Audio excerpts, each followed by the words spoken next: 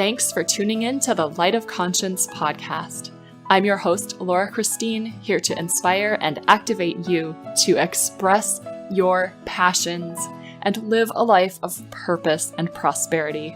Join me and my guests on this journey of awakening and unfolding and allowing our passions to be expressed out into the world. Share this podcast with as many people as you can think of, because the more people live from that place inside that lights them up, the more the world changes for the better. The more peace there is, the more joy there is, the more love there is. So leave a rating, write a review, do all the things, but really just please be you. Life knew all the answers long before we came. So look up to the sky and see the stars all shining and bright. Don't know about tomorrow, but here we are tonight. Hi everyone, today I'm talking to Genevieve. I met her in massage school, but she is a world traveler, musician, a researcher of stories and songs, and she shares them with the brightest light ever. I'm so happy she's here today. And yeah, Genevieve, welcome to the podcast. Hello, everybody. It's good to hear you, Laura Christine. It's so good to hear your voice as well. I wish we were in the same place so we could hug each other, but maybe someday. Oh, we will. Believe me, we will be. Awesome. Very good. What in the world made you realize that you're not like everyone else and that you're a way shower? I think I've always sort of been that way. I don't think I knew I was a way shower. I knew that I was either very good at leading or very good at following, but not much in the middle. And I spent a lot of my younger life just sort of following. And then one day I woke up and I just kind of went, I'm going to die one day. And it's not a bad thing. In fact, it doesn't frighten me at all. But I only have a certain number of breaths while I'm alive. And I'll never know how many. So I better go do what I think I'm supposed to do now. And I did. So it's just kind of been a series of those realizations where you just wake up and go, all right, now I'm going to do this. And now I'm going to do this. And suddenly I look back and I realize people are following me and becoming inspired, I guess, by what I'm doing, which I never thought about. So amazing. I love it. I mean, you inspire me. Absolutely. I see that you're so heart-led and see, I'm speechless. So you research songs. Why is this important to you? Why are you researching the stories and the songs? And it's of different cultures, right? Yeah. So what I do, for the last 3 years or so, I've been traveling around Europe, and I went into Morocco as well.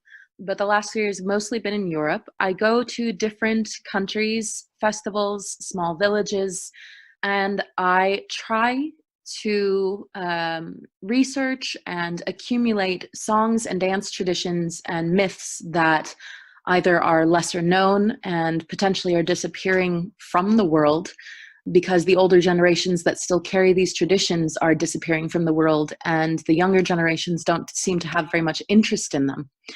And I'm trying to keep them here and pass them on to other people who are interested, or take a different view or a different look, I suppose, at traditions that we think we know very well. For example, the example I like to use is Spain. If I say, what kind of music do they play in Spain? People in the States will usually say, oh, flamenco. But flamenco is basically from this tiny little province in the middle, from Andalusia. And technically, flamenco really comes from Morocco and Africa, from the Moors. There are all these different music and dance traditions from all different regions and all different countries, and they're just disappearing. I mean, on a selfish level, I'm doing it just because I feel ecstatic and alive every time I dance or sing, and I feel privileged every time I get to learn a song or a dance or a story from a member of an older generation. But on a global scale, I think we're living in a world where we are constantly forced to become more and more and more detached from each other, from ourselves, I mean, that was something that was apparent to me when say, like, you know, you and I were in massage school together. How many people do you work on that have absolutely no connection to their body or what's happening in it? That's dangerous. I think it's dangerous on a personal level. It's dangerous on a social level. And the one place that really changes is when we look at the realms of dance and music and art, because we're able to communicate through these mediums in profound, primal, personal, and spiritual ways, even beyond understanding language. And in those moments when we connect to someone from a different culture through their dance, through their music, we don't need definitions. We don't need boundaries or explanations. We just exist together. And in that moment, I think there is the possibility for absolute global change and progress in a peaceful and more creative way than we now believe is possible. Yeah. So Genevieve. I guess that's what I'm doing.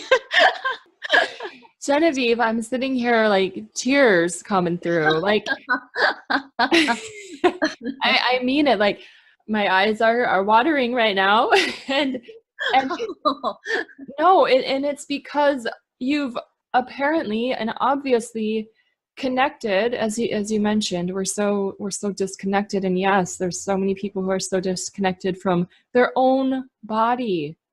If you're disconnected from your own body, you can't connect to anything. No, you really can't. No, but you're so connected to yourself. And this is a compliment, that your inner voice, which I'm all about letting the inner voice speak out loud, and you just did it, and you brought me to tears. Like, you absolutely, I see why people are following you. It's like, because you've shown them that it's possible to let that inner voice speak out loud, and it's amazing, and you're amazing. And I can't wait for stories from you. And I honestly don't really want to ask any questions, but I will, so that that you know kind of what I'm thinking. Where's the last place you were? What did you learn? Where did you go? What did you learn? And, you know, what moved you the most? Let's see. This last year was pretty full. Okay, so the very last place I was at, I went back to England and Scotland. I had been there the year before. Yes, the year before. I have no concept of time. That's something that's just gotten worse with travel like this. But it was really interesting because I think quite a lot changed in my personality this last year. Because up until this last year, I think I was very good at supporting other people and their growth, but I was still limiting myself. I don't think we touched on this, but I grew up in a theater family. So I grew up around performers and people who don't live what many would consider a normal life. You know, my parents are professional actors. My father just celebrated 52 years of actually living and working as a professional actor. And when you say that to people, everyone thinks, oh, it's very glamorous. And I hate to tell you this, but for most artists out there, life is not glamorous. It's beautiful. It's passionate. If it's what you are called to do and you have to do it, then by all means, you have to do it. But for most people who make a living, you know, we're not talking about Tom Cruise or Nicole Kidman. We're talking about all the people in the background and the people who had 2 lines to say. You know, that's a lot of what it is to make your living as an artist. And I grew up in that world, and I saw how hard it was. And I also was very shy, like stutteringly shy as a child. I loved being on stage telling stories, but I hated people looking at me. And I remember sitting, you know, in the audience watching my parents, and some part of me wanted people to look at me like I would, you know, look at the people next to me and say, you know, that's my mom and dad, because I was proud of them and because some part of me wanted some recognition, but I never really felt like I was allowed to have a voice. And slowly I moved away from performing, and I just got more and more and more into teaching. But this last year, something drastically changed for me. I had started performing again, mostly just telling the stories and singing songs that I had learned, because these music and dance traditions, they the music traditions are oral traditions. Like many of the songs and stories that we now tell our kids only exist because generation after generation after generation of folks from all over the world told their children. Like, we didn't write these down. So it's, I feel like I'm getting off track. Sorry. No worries. So I'm actually glad you did that and Yeah. said, where you came from, and then, let everyone know that being an artist isn't always glamorous, because most of them aren't seen. Your last place you visited was England and Scotland. Right. And I was just like, what did you learn? What moved you the most? That kind of thing. I think that's the direction you were meaning to go in. That's the direction I was meaning to go in. But I had a point with people singing. It was that you wanted recognition, but you didn't feel like you had a voice. I suppose so. Yes. So I had started performing. That's why I said it. Okay. I had started performing these songs and dances because, for example, I would go to a festival and find an artist or just, an attendee who I wanted to interview or I wanted to learn a song from or talk to. And I'd put up my microphone and they would close down because I'm some stranger, and half the time I'm not even speaking in, their native language.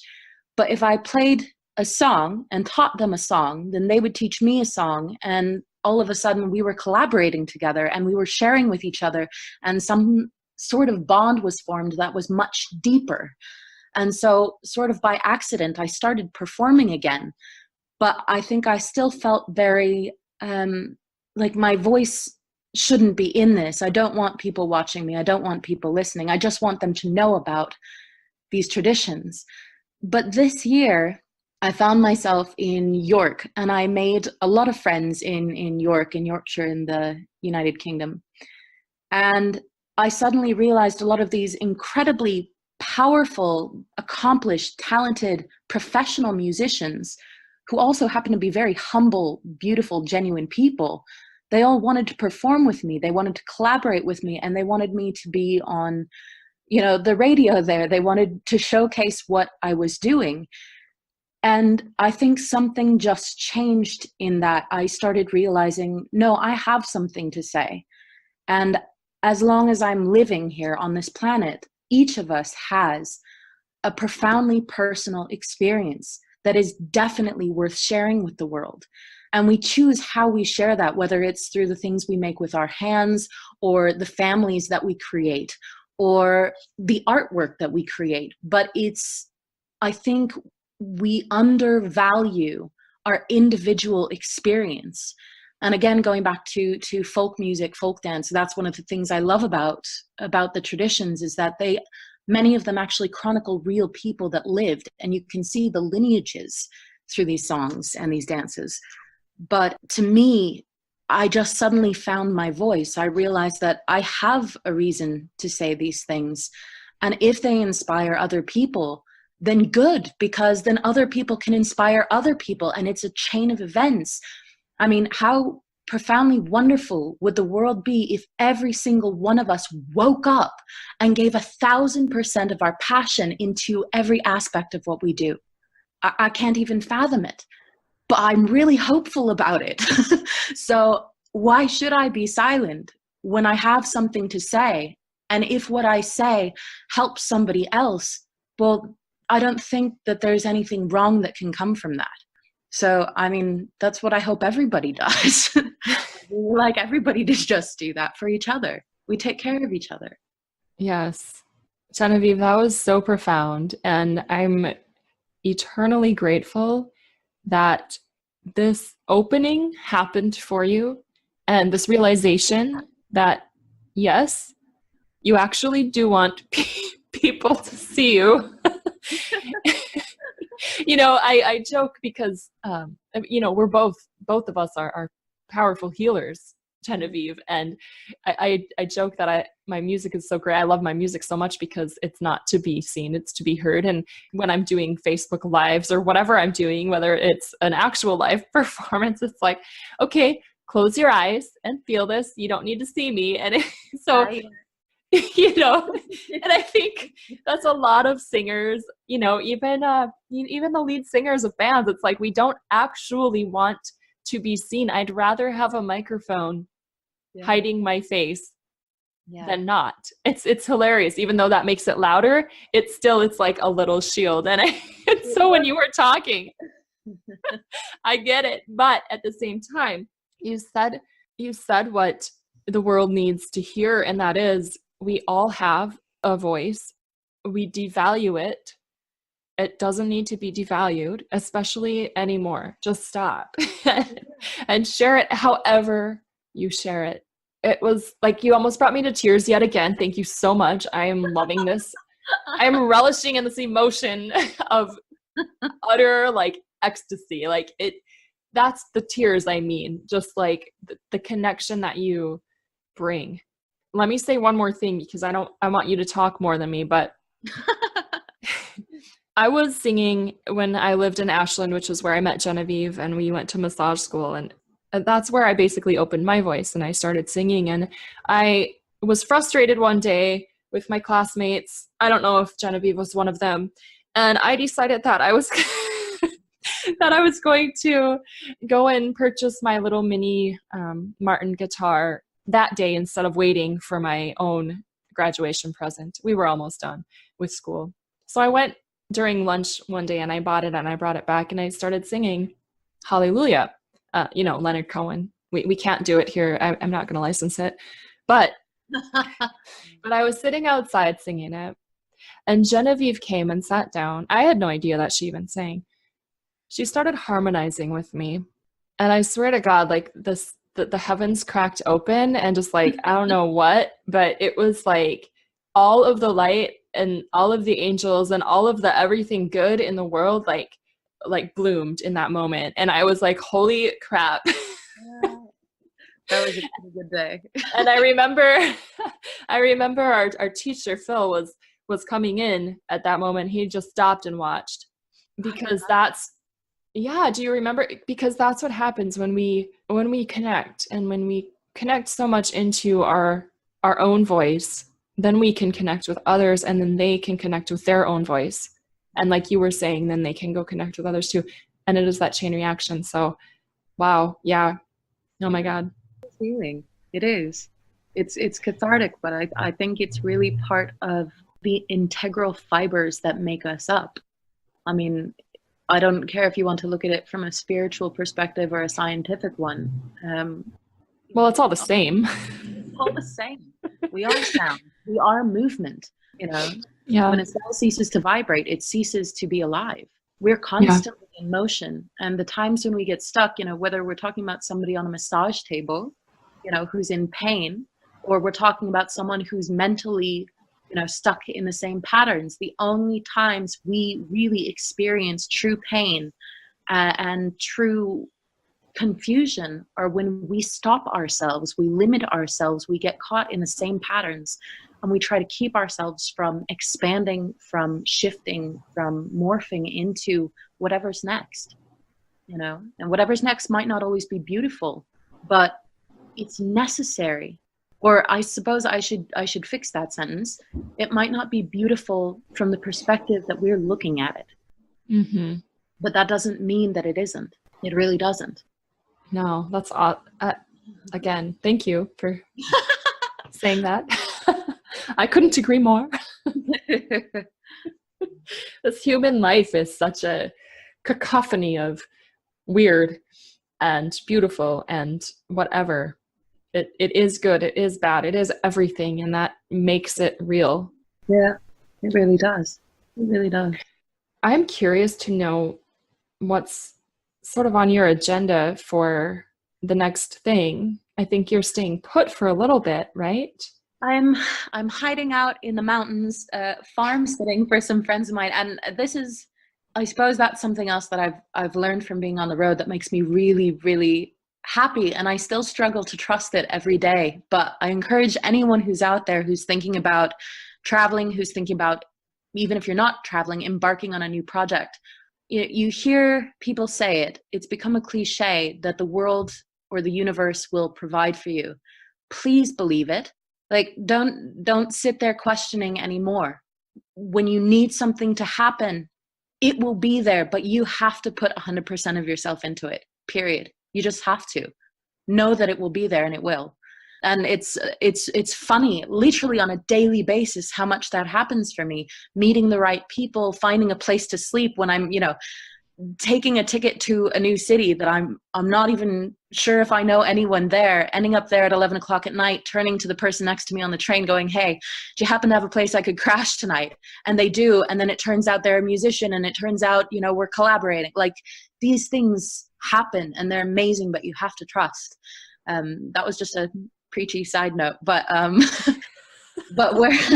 so everything I do at the moment comes out of my own pocket. This next year or two is going to be a testing point for me, because I'm about to embark on beginning a company of artists that actually come together to do what I'm doing. So you have cinematographers, you have dancers, linguists, researchers, etc. I'm trying to form an actual company of people who go through the world collecting and researching these different songs, stories, and dances, and then performing them, sharing them, and fostering cross-cultural collaborations with different countries. So right now is kind of the quiet before the storm. I have to get my head in order. There was a lot of chaos from my previous life that I left behind. A lot of things half finished, a lot of, I think I had 3 boxes full of just random papers. And let me tell you, I hate paper. I hate paperwork, aside from books. I hate, piles of paper and taxes. I think we all do to an extent. But I have now taken 4 tubs full of random papers and condensed them to 1 half-size tub that is completely labeled and color coordinated. And that was a monumental feat for someone like me.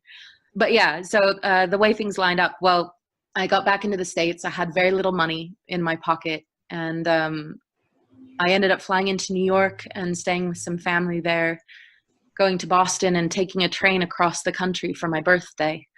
And now I'm in Oregon, up in the hills. And it just so happened that right when I was going to come back, 2 of my dear friends were going to be going to Australia for a month and a half. And they said, hey, is there any way you want to take care of our goats and our chickens and our cats, and you can have a house to yourself? And I went, hey, that's exactly what I was looking for. So, like, literally it was. So I'm up here in the mountains. I'm getting all my, I was going to say ducks in order, I guess goats in order, getting all my paperwork together. I'm finishing an album that I started last year. I'm also recording a brand new solo album to go with it for everyone who donated towards the original EP. And I'm booking a tour and planning my next steps. So learning how to write a business proposal, learning how to do grant writing, contacting cultural foundations, and trying to orchestrate the basic layout for a proposal I hope to get funding for in the next 1 to 2 years to build this company. So quite a lot to accomplish in 6 weeks, but I have faith. You do have faith. Faith is where it's at. So you said you were trying to start a company, and I just want to correct you and say that you're not trying at all. You are doing it. I am starting a company. Thank you. The other thing that you said, which I love, was, the universe supports those who do have faith and put 100% in. And the thing of it is that you can't think your way into faith. No. The only way that you can realize complete faith is by taking action on those inspiring thoughts. And so you are a perfect example of somebody who has done that and does that and continues to do that. And look, you get to hang out with goats. I'm jealous. They're great. So, I mean, I'm not going to say that necessarily I'm going to put it out there that I'm going to be hanging out with goats anytime soon, because, well, I live on Oahu and we don't have really grass in our yard. So it would be a little challenging at this point for me, but goats are so rad. All right. You had mentioned, I love this segue, and I will give you some moments to speak more. But you had mentioned earlier in our conversation before I started the recording that the thing that's coming up for you right now is to get your energy moving in a single direction. And so for focus, so we're coming to the portion of the sound transmission, the sound healing of the podcast. So anybody out there, whether you're listening to this the day it's recorded, which nobody is except for Genevieve and me, or you're listening to it the day it drops, or 10 years down the road, it doesn't matter. If you're looking for focus, this is going to be a mini version of a sound healing transmission for focusing the energy into that one pointed direction. So really quick, when I do these, I open up and allow whatever sound wants to come through that is going to resonate with that focus idea. And so let that wash over and through you, opening yourself to receive the focus. And then I hold us all in a place, in a state where the desire for that focus is a memory because we're already there. All right. So go ahead. And if you're driving, don't close your eyes. You can come back to this later. But if you're in a place where you can relax, just go ahead and close your eyes, and you can lie down, you can sit up, you can stand, it doesn't matter. Just be open to receive.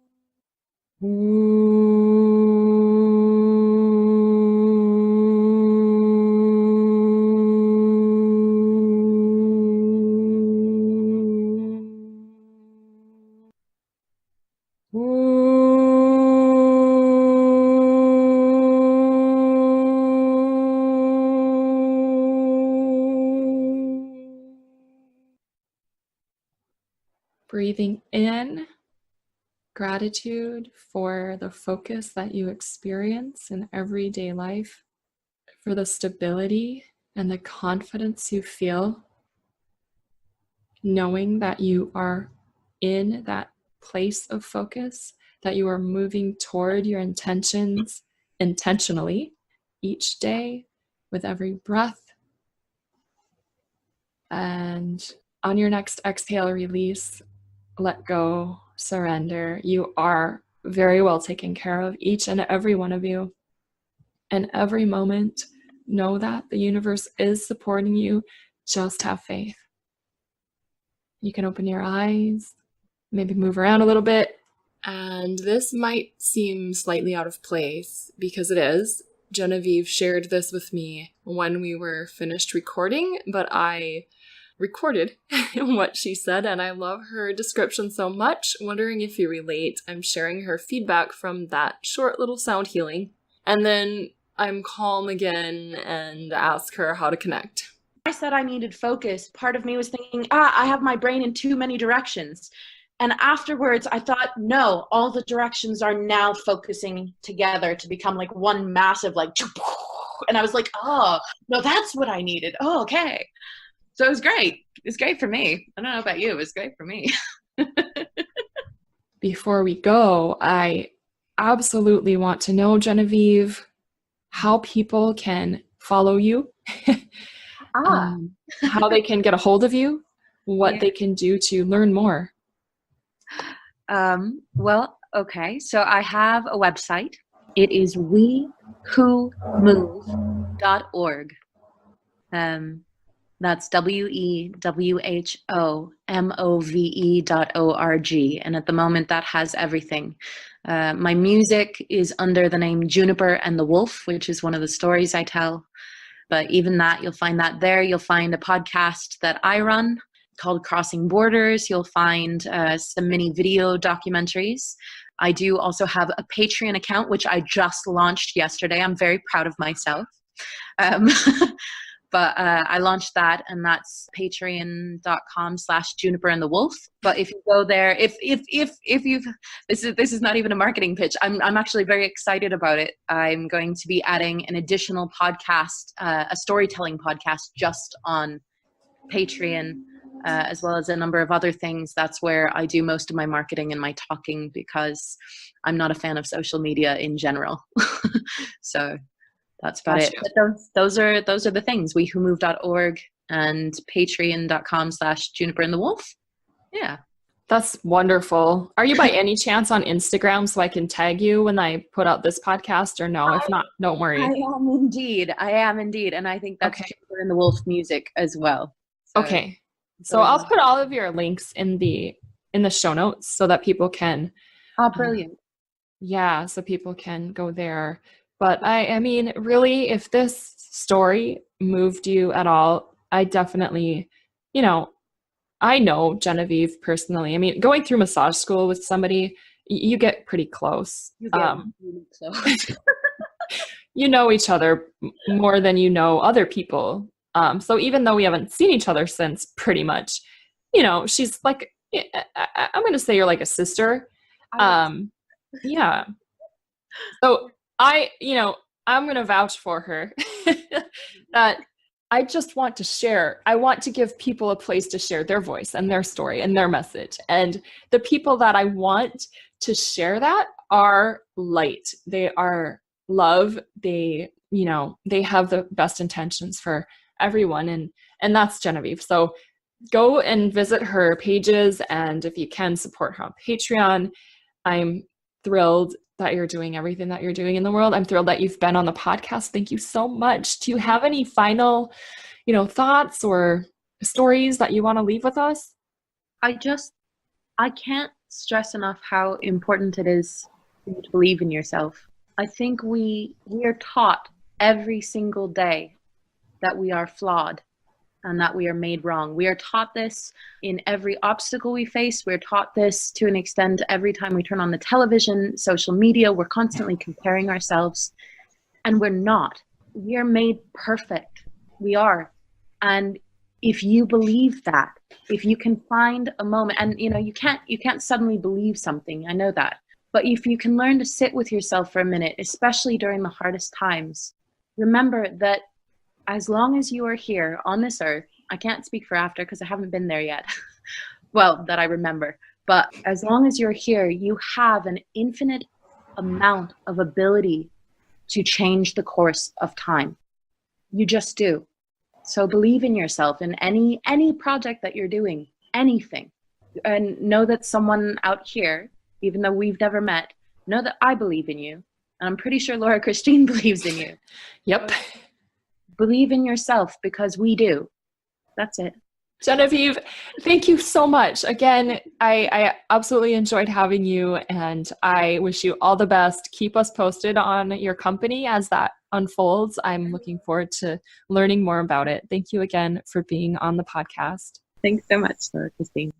Hope you were inspired by Genevieve's story. Definitely believe in yourself if you're looking for support with that, because like she said, she believes in you, and I absolutely believe in you as well. You can receive a customized longer sound healing anytime. Just connect with me. We can pair that up with the natal numerology from Kundalini report, which is not your typical numerology. This is totally customized, and it focuses on the 10 bodies, which we can talk about another time, and a consultation with me as well. So it can be a package that really jumpstarts you on your path to that intention that you're looking for. You can find out more about that by messaging me on Facebook or Instagram. Join the Light of Conscience community. Genevieve is there, and so am I, of course. You can search for that on Facebook. Just put Light of Conscience, that's CONSCIENCE, into the search bar, and it should pop up. It has a whale on it, and that's what it is. Answer the questions. I love to know a little bit more about you than your name, and I'll let you in. And you can hang out with us there. It's a really uplifting place, and I cannot wait to see you there. Until next time, we'll see you in the Light of Conscience. And don't give up on your life. Your dreams give hope.